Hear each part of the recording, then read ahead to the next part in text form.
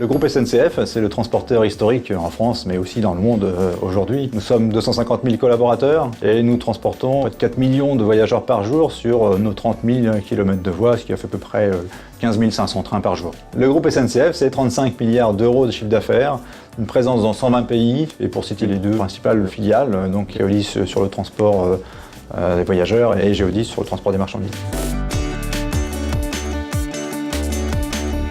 Pour permettre à nos étudiants de découvrir les métiers du groupe SNCF, nous faisons des actions avec les écoles de l'enseignement supérieur, du type conférence. On amène des cadres dirigeants d'entreprise dans ces écoles pour parler à la fois de ce que nous faisons, mais aussi du parcours de ces cadres dirigeants qui intéressent beaucoup les étudiants. Des visites de sites, des projets industriels également, et ça c'est aussi, ça attire beaucoup nos étudiants. Et puis enfin des forums métiers au sein de l'école.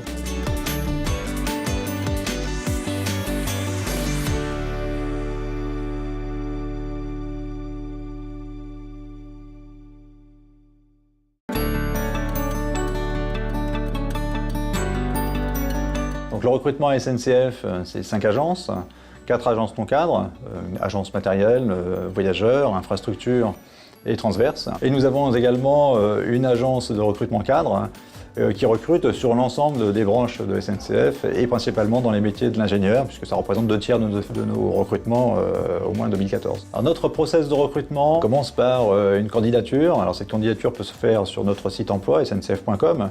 On a pratiquement 70% de nos candidats qui viennent sur ce site-là, mais évidemment il est possible de passer par son réseau, son propre réseau, ou les réseaux sociaux.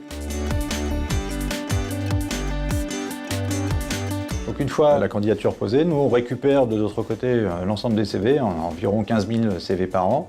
On fait un pré-tri et ensuite on appelle, on fait un entretien téléphonique d'environ 30 minutes sur lequel on approfondit les compétences. Alors c'est surtout sur le savoir-être, les motivations pour venir dans l'entreprise, et puis on commence à aborder les prétentions salariales. 10 jours plus tard, vous êtes invité à une journée d'évaluation chez nous qui comporte à peu près 3 tests, un test de personnalité, un test de raisonnement et puis une épreuve collective sur un cas d'entreprise assez concret et qui dure environ 40 minutes. Suite à ces 3 tests, le candidat a son premier entretien d'embauche avec un consultant en recrutement. Et puis, validation, il y a positionnement en shortlist et un entretien métier avec les managers opérationnels. Et ensuite, on passe à la contractualisation, tout simplement.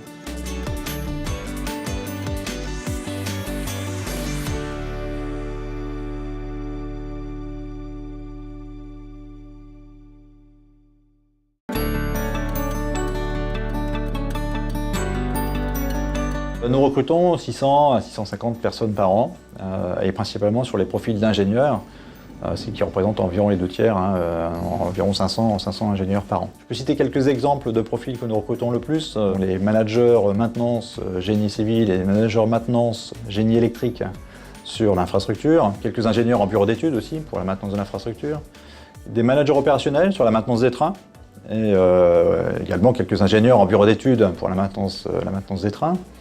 Quelques profils en IT et quelques profils aussi également dans le monde de voyageurs sur le revenu management.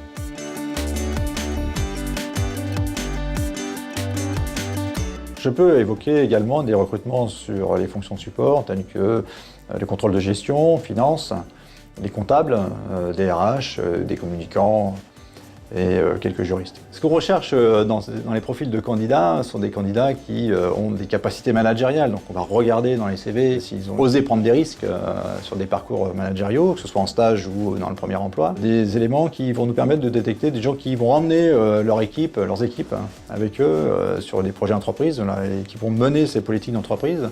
Mais aussi avoir un caractère un peu innovant, bousculant un peu les habitudes de SNCF.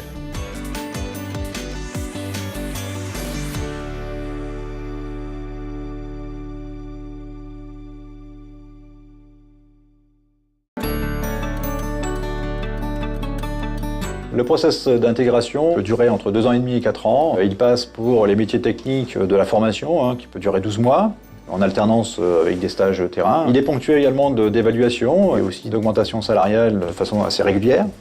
Et puis enfin, une journée d'intégration au groupe qui permet de rencontrer les cadres dirigeants de l'entreprise.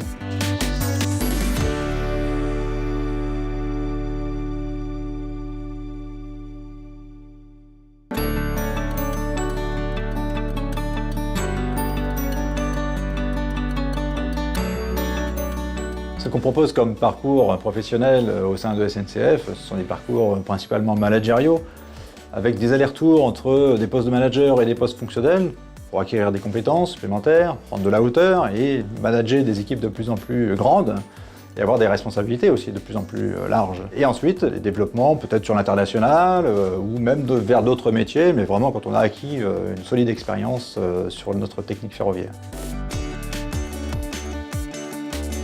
Pour prendre un exemple de parcours professionnel, on peut prendre quelqu'un qui rentre sur un premier niveau managérial, prise d'une équipe de 35 personnes, et puis après 3 ans de tenue de poste, monte sur un poste fonctionnel, en appui sécurité par exemple, ou appui production, et puis revient sur un poste de dirigeant d'unité, donc qui est une plus grosse équipe, qui peut comporter entre 120 et 150 personnes, et puis monter au fur et à mesure comme ça, en alternant des postes d'appui, et puis sur des postes managériaux plus importants, et vraiment l'ultime poste c'est le directeur d'établissement qui peut aller jusqu'à diriger 1600 personnes.